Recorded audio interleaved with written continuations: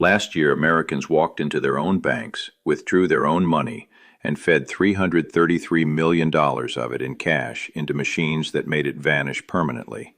And more than 85 cents of every one of those dollars came from someone over 60. Not hacked, not pickpocketed, handed over, in person, following instructions. That is why banks, the American Bankers Association, and federal investigators have spent this year quietly warning their older customers about 5 specific things to stop doing at and around the ATM. And 8 days ago, an entire state switched off the machines behind the worst of it. 5 warnings. Each one takes criminals less time than the one before it. The first needs a few seconds with your card, and the last one needs 0 seconds, because it gets you to do the stealing yourself. That last one is the reason 3 states have now banned an entire category of machine, and I'm saving it for the end because everything else in this video is training for it. I'm Robert Stateside. I track the warnings that banks and federal agencies publish where most people never look, and I bring them here in plain English. Let's get into it. Warning number 1. Your card never leaves your hand. Not with a friendly stranger offering to help at the machine, not with anyone outside a secured teller window. Here's why banks keep repeating this one. A device called a skimmer and its newer cousin, the shimmer, can copy your card's information in the few seconds it takes someone to help you insert it. A shimmer is thin enough to sit inside the card slot itself and read the chip, not just the stripe. You wouldn't see it. You wouldn't feel it. The U.S. Secret Service has an active public service alert out on ATM and terminal skimming for exactly this reason. Picture a gentleman with arthritis in his hands at a grocery store ATM. A polite younger man says, "Here, let me get that for you," takes the card, dips it, hands it right back. Nothing feels wrong. 10 days later, the account is being drained from 2 states away. He wasn't foolish, he was courteous, and the scheme is built to run on courtesy. If you need help at a machine, walk inside and ask a uniformed employee at the counter. If a stranger reaches toward your card, that's your signal to leave. 10 seconds. These schemes change faster than the warnings spread. Subscribe, hit the bell, and you'll hear about the next one before it reaches your zip code. Done. Warning 2. Warning number 2. Cover the keypad with your free hand every single time you enter your PIN, even when you're certain nobody's around. Pinhole cameras disguised as fixtures, tiny mirrors, phone cameras from the next lane at a drive-up. Investigators have documented all of them, and a stolen PIN plus a skimmed card is the full set of keys to your account. Your hand over the keypad costs nothing and defeats every camera ever hidden. Think about how this actually plays out. A woman at a drive-up ATM, alone in her car, no human being in sight. She'd feel silly covering the keypad for an audience of nobody. But the camera that matters isn't a person. It's a lens the size of a pencil eraser glued above the screen 3 days ago, recording every keypad in the frame, harvested remotely by someone who has never set foot in her town. She wasn't careless. The threat just doesn't look like anything. That's why the rule is every time, not when it feels necessary. And inside the branch, know this. When a teller assists you, looking away while you enter your PIN is standard banking practice.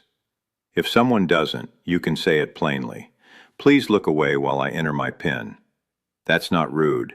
That's the procedure working. Warning number 3, and this one is the newest paper warning on the American Bankers Association's own security page, dated April of this year. If the machine says your withdrawal is complete and no cash comes out, do not walk away. There is a scheme called cash trapping, and the ABA's alert flagged it operating in the Philadelphia area this spring. Criminals fit a thin plate or sleeve over the cash slot.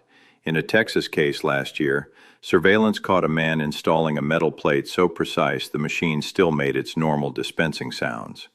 Your screen says complete. Your account is debited.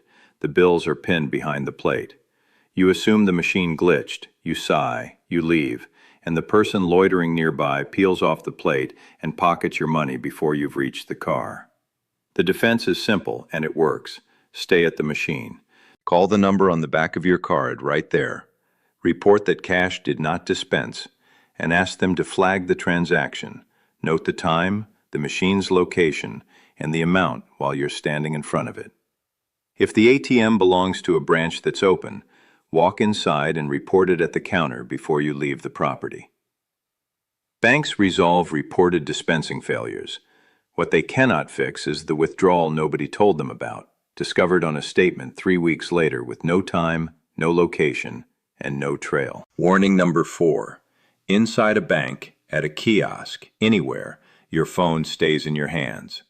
This one feels harmless, which is exactly why it works. Someone offers to help you set up the banking app, fix a problem, verify something, and you hand the phone over. Fraud investigators warn that a phone with a banking app open is your vault standing open. In documented cases, less than a minute was enough to move money, add a new trusted device, or install remote access software that kept feeding the criminal your screen for weeks afterward. And understand who this catches: retired engineers, former teachers, people who ran offices. It doesn't exploit ignorance. It exploits the reasonable habit of trusting a helpful person in a professional setting. The rule that protects you. Legitimate help explains, you type. Anyone who insists they must physically hold your phone gets a polite no and a request for the branch manager. A real bank will respect that instantly. Now, warning 5. The one that took $333 million last year. The one that needed a state law to stop. Warning number 5. Never, under any circumstances, withdraw cash from your bank and deposit it into a cryptocurrency ATM because someone told you to. Not the IRS, not Social Security, not the fraud department, not a federal agent protecting your accounts. Here is how it runs. The phone rings. The caller sounds official, knows your name, sometimes knows your bank. Your accounts are compromised, they say, or you owe money, or your identity was stolen, and the only way to protect your savings is to move them somewhere safe. Withdraw cash and deposit it into a specific machine, usually sitting next to the lottery tickets at a gas station. They keep you on the phone the entire drive, and the moment your bills go into that slot, they become cryptocurrency in a stranger's wallet, untraceable, unrecoverable, gone in minutes. The FBI's numbers say Americans lost $333 million to these kiosk schemes in 2025 alone. Complaints have been climbing at nearly 60% a year, and where the victim's age was known, adults 60 and older accounted for more than 85% of the losses. The Federal Trade Commission adds that people over 60 are 3 times more likely to lose money this way, with an average loss around $10,000, and plenty lose far more, because the caller keeps them coming back for a second and third withdrawal. And let's be clear about who this catches, because it is not who you think. It catches retired accountants, former nurses, people who have never missed a bill in 50 years. The scheme is engineered by professionals who run it hundreds of times a day, with scripts written to defeat smart, careful people. Urgency, authority, secrecy, all applied at once. One documented pattern even coaches the victim on what to tell the bank teller so no one intervenes. Falling for a machine built to catch you is not foolishness. But knowing the machine exists, that's armor, and now you have it. Now here's what's new, and it's why this video exists today. In March, Indiana became the first state in the country to ban cryptocurrency ATMs entirely, signed into law March 9th. Tennessee's ban took effect July 1st, 8 days ago. Minnesota's arrives August 1st. 31 states have now passed kiosk laws since 2023, 14 of them this year alone. When legislatures start unplugging an entire category of machine, that is the loudest warning a government knows how to give. And remember the thread from the start. The first 4 schemes need to touch your card, your PIN, or your machine. This one touches nothing. It convinces you to do every step yourself, which is exactly why no bank security system can stop it. Only you can. So if a bank employee ever asks why you're withdrawing a large amount of cash, answer honestly. They're not prying. They are trained to be the last person standing between you and that machine. One piece of good news before the recap, because you should know your rights here. If a criminal skims your card or traps your cash, transactions you never authorized, federal consumer protections are on your side, and the American Bankers Association's own guidance is blunt. Report it fast, and the bank makes you whole. That is why speed matters in warnings 1 through 3. But money you hand over yourself, cash fed into a crypto kiosk under a scammer's instructions, counts as authorized, and in most cases no law forces anyone to give it back. That legal line is the entire reason Warning 5 matters more than the other 4 combined. And one more free protection. Many banks now let you name a trusted contact, a family member the bank may alert if they spot unusual activity. That person gets no control and no access to your money. They're simply a second set of eyes. If your bank offers it, it's worth a 5-minute conversation. The 5 warnings, 1 line each. 1. Your card never leaves your hand. A shimmer needs only seconds. 2. Cover the PIN every time your hand beats every hidden camera. 3. If cash doesn't come out, stay at the machine and call the bank from that spot. Cash trapping is active this year, per the ABA. 4. Your phone stays in your hands, help explains, you type.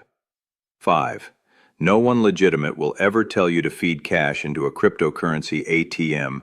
$333 million lost last year, 85% of it from people over 60, and 3 states have now banned the machines outright. Somebody you know uses an ATM this week, a spouse, a neighbor, a friend who lives alone. Send them this video because the people who hear these warnings in time are the ones who never become the story. Subscribe if you haven't, and I'll see you in the next one.